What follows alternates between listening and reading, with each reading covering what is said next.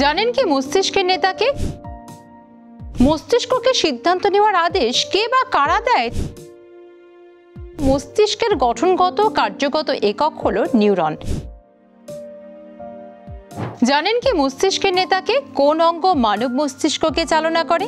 দেহের সব অঙ্গ প্রত্যঙ্গের মধ্যে সবচেয়ে জটিল অঙ্গই হলো মস্তিষ্ক। তাই মানব মস্তিষ্ক এখনো গোলক ধাঁধাময়। এতদিন এটাই প্রচলিত ছিল মস্তিষ্কের গঠনগত কার্যগত একক হলো নিউরন।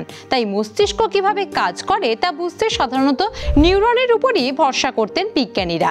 কিন্তু সম্প্রতি এক গবেষণায় উঠে এসেছে চাঞ্চল্যকর তথ্য। মস্তিষ্ককে সিদ্ধান্ত নেওয়ার আদেশ কে বা কারা দেয় তার রহস্য উদ্ঘাটন করলেন একদল বিজ্ঞানী। সম্প্রতি 22টি ল্যাবরেটরিতে গবেষকেরা মিলে মানব মস্তিষ্কের নেতাকে তার পরীক্ষা নিরীক্ষা চালিয়েছিলেন। আর এই পরীক্ষা করার জন্য বেছে নেওয়া হয়েছিল কয়েকটি ইঁদুরকে।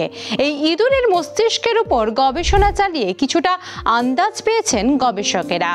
আর তাতে জানা গেছে মস্তিষ্কের সিদ্ধান্ত নেওয়ার কোনো নির্দিষ্ট নেতা নেই।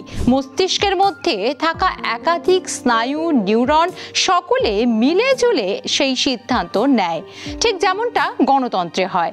এই আবিষ্কার মস্তিষ্কের কাজের পদ্ধতি নিয়ে প্রচলিত ধারণাকে ভেঙে দিয়েছে বলে মনে করছেন বিজ্ঞানীরা।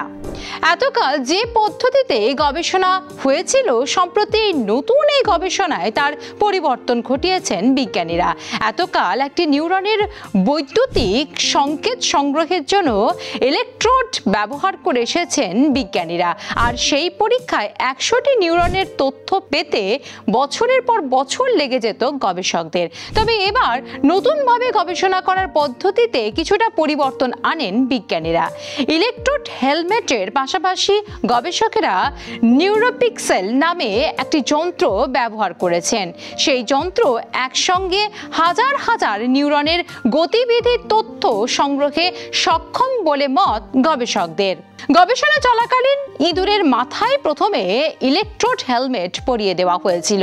তারপর সেটিকে একটি স্ক্রিনের সামনে বসিয়ে দিয়েছিলেন গবেষকেরা। পরীক্ষা চলাকালীন ওই স্ক্রিনে একটি সাদা কালো বল কখনো ডান দিকে কখনো বাঁ দিকে ফুটে উঠছিল।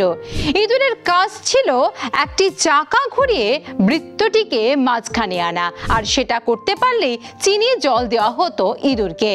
এই কাজ করার সময় নিউরোপিক্সেল ব্যবহার করে ইঁদুরের মস্তিষ্কের বৈদ্যুতিক সংকেত রেকর্ড করেছেন গবেষকেরা। শুধুমাত্র ইলেকট্রোড ব্যবহার করে এতকাল গবেষকেরা একসঙ্গে বড়জোর 100টি নিউরনের তথ্য জোগাড় করতে পারতেন। মস্তিষ্কে লক্ষ লক্ষ নিউরনের মধ্যে মাত্র 100টি নিউরনের গতিবিধির তথ্য কখনোই মস্তিষ্ক সম্পর্কে স্পষ্ট ধারণা দিতে পারেনি গবেষকদের।